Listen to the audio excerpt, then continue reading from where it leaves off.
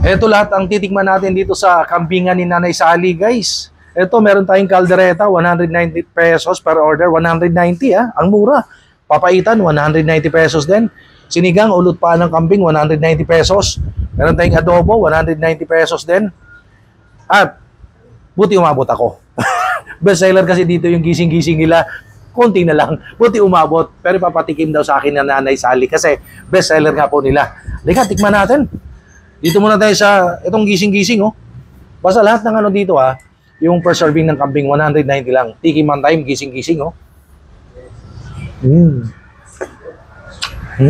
Mukhang magigising mo, ha. Ito, oh. Ang ulot pa ng kambing, oh.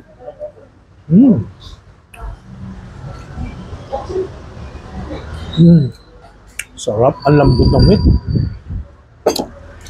Please follow me on TikTok, Instagram, Facebook page, Noah Noel Vlogs for the Travel. Ano po sa kabuuan ng video nito, panoorin nyo sa aking YouTube channel. And ito yung kanilang Facebook page, Nanay Sally Kambingan dito sa Tanasora, Quezon City.